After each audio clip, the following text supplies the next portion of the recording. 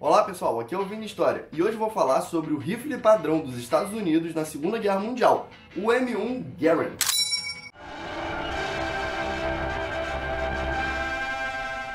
No caso, o modelo que eu tenho aqui é um M1 Garand da ICS, um modelo de Airsoft, tá? Então ele tem aqui ó, a pontinha laranja, toda certinha, e ele é um modelo réplica aqui do original 1 para 1, tá? Ele é do mesmo tamanho e o peso também é bem similar, mas ele não tem várias funcionalidades que um rifle real tem.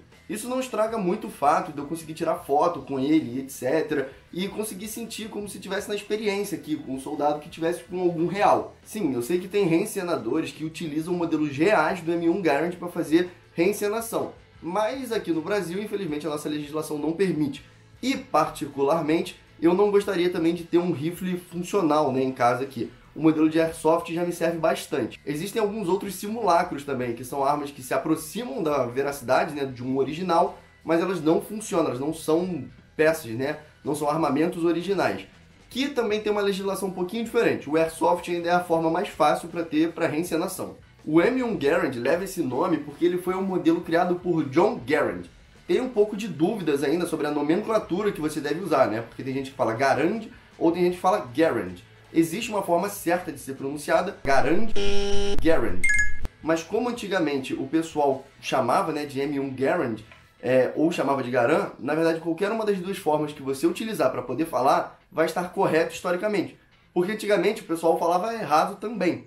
Então não se preocupa muito com a nomenclatura que você vai usar para falar do Garand, né, ou do Garand aqui, mas você pode chamar do jeito que você quiser. Um vai estar certo, né, na forma da pronúncia da palavra, e o outro vai estar certo historicamente de como o pessoal antigamente chamava o M1 Garand ou Garand, e tanto faz. Então não vou entrar muito em detalhes sobre a nomenclatura, beleza?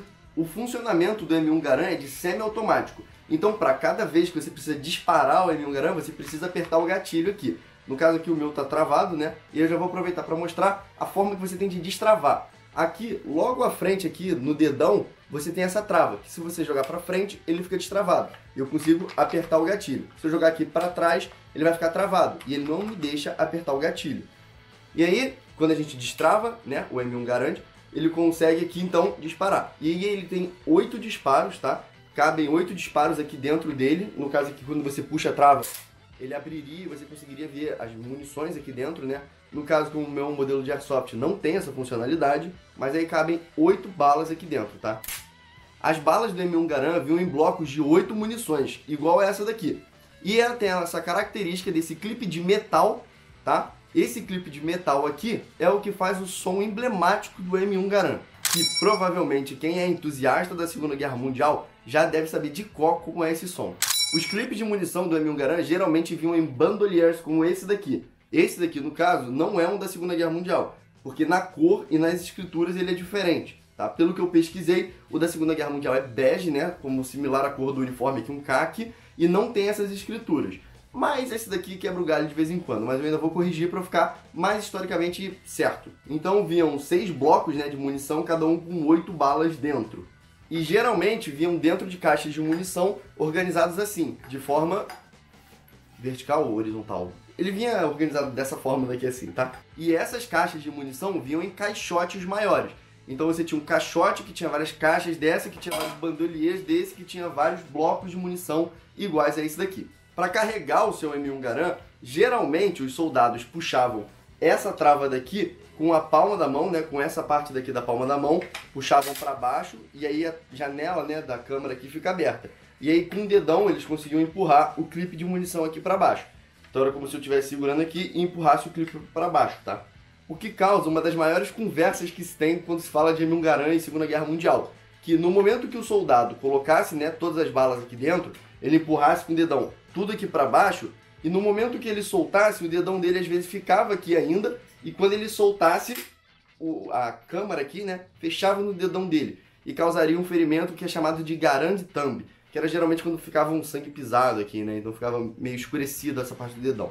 Vou ver se eu consigo colocar alguma imagem para vocês terem ideia também. Mas algumas pessoas falaram que era impossível disso acontecer, já que quando você joga a trava para baixo aqui de um original, né, tem a possibilidade de você segurar aqui numa trava que tem na lateral esse botão daqui. Quando você segura esse botão, ele fica travado. E aí só depois de você soltar o botão é que ele vai pra frente, né? Então você segurava, carregava, depois tirava o dedão, não tinha como isso acontecer. Mas no calor do momento, né, se você tivesse lá e tentasse recarregar de forma rápida, né, poderia ser que tivesse se machucado.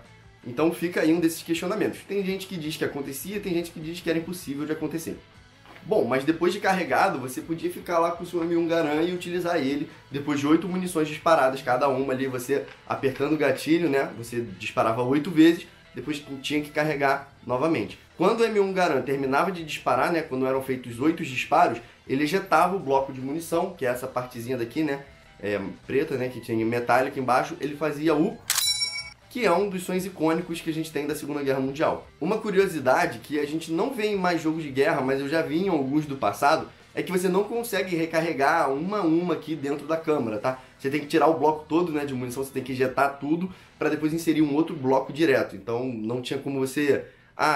disparei 4 vezes, quero botar só 4 balas, não tinha essa opção. Aqui na parte de trás a gente tem como se fossem 2 rodinhas, né, pra gente conseguir girar e ajustar a mira aqui do Garand.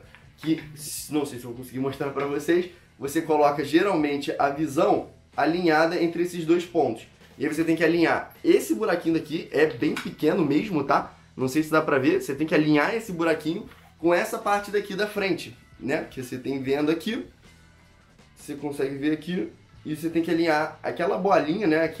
Aquele pontinho bem pequeno, geralmente aqui no meio. E aí você sabia onde você iria acertar, tá? Dependendo da distância, claro, e etc. Eu não sou nenhum especialista em armamento, então eu não vou entrar em detalhes técnicos de alcance, distância, velocidade, força e blá blá blá. É muito mais para mostrar o armamento que eu utilizo para fazer a reencenação histórica. Eu ainda vou procurar também, existe uma forma de travar, né, essa mira daqui, essa rodinha. Eles tinham uma travinha, era como se fosse um negocinho bem simples aqui, mas é um detalhe de reencenação que é interessante de colocar aqui no meu armamento. Então eu tô atrás aqui dessa travinha, vou deixar uma foto para vocês verem como é que é.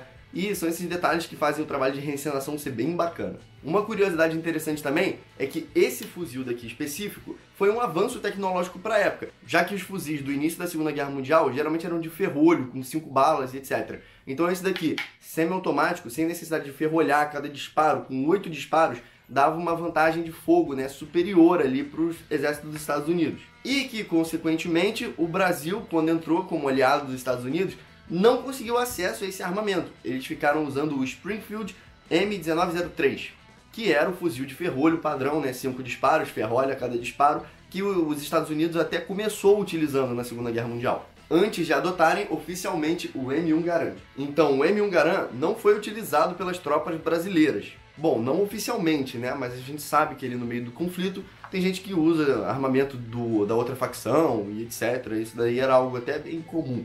Mas é isso aí, pessoal. Esse daqui é o M1 Garand, rifle oficial do Exército dos Estados Unidos durante a Segunda Guerra Mundial. E é isso aí, pessoal. Um forte abraço e até a próxima.